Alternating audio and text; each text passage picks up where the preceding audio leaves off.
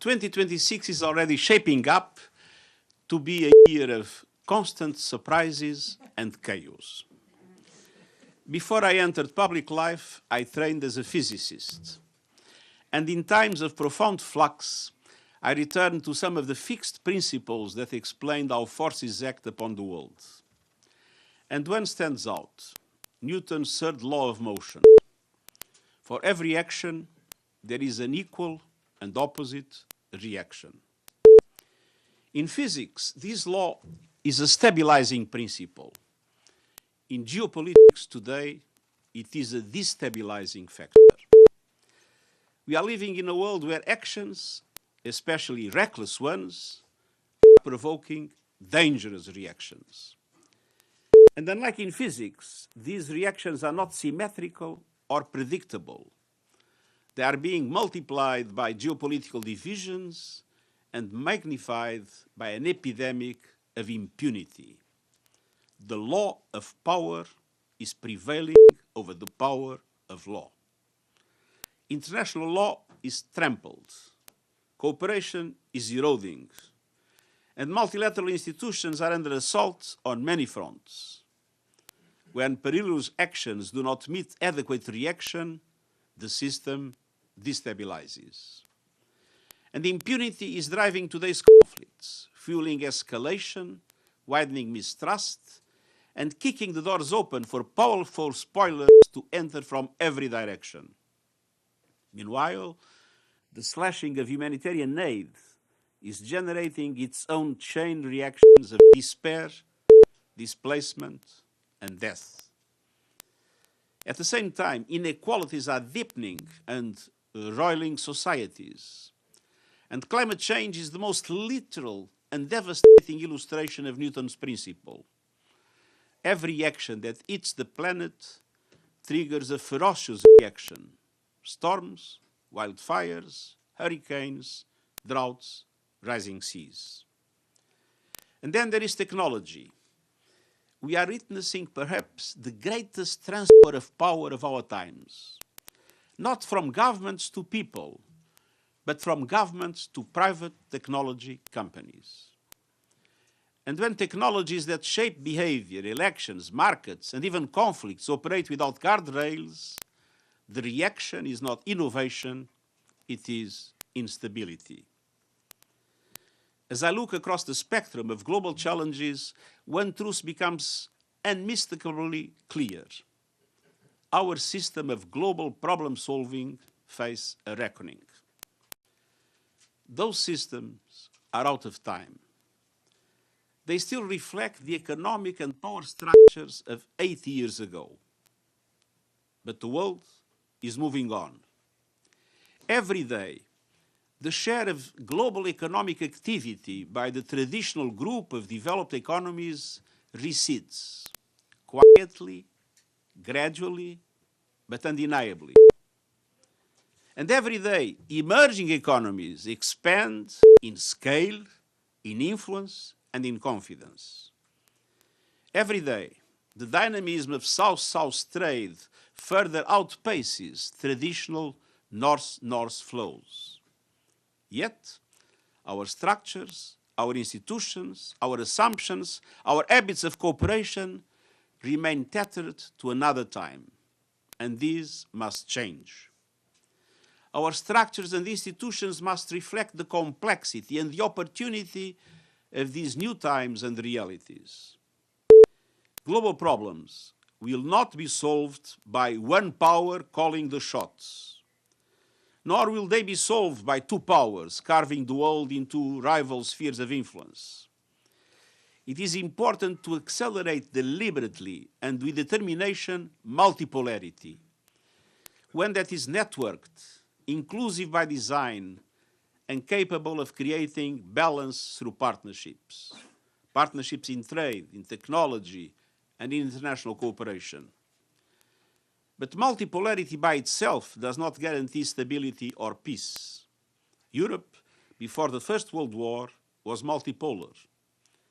But in the absence of effective multilateral institutions, the result was confrontation and war. For multipolarity to generate equilibrium, prosperity, and peace, we need strong multilateral institutions where legitimacy is rooted in shared responsibilities and shared values. And let's be clear about something else as we strongly pursue reform. Structures may be out of date, but values are not. Leadership today is not a choice about being principled or pragmatic. It is the recognition that principles are pragmatic. The Charter of the United Nations was written by people bloodied and bruised by war.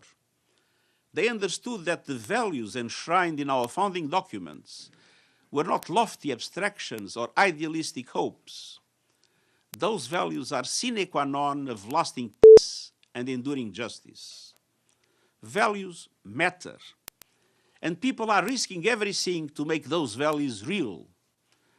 That is on full display around the world, whether it is a protester standing up to repression, a journalist standing up to press freedom, or an everyday citizen standing up for their neighbor.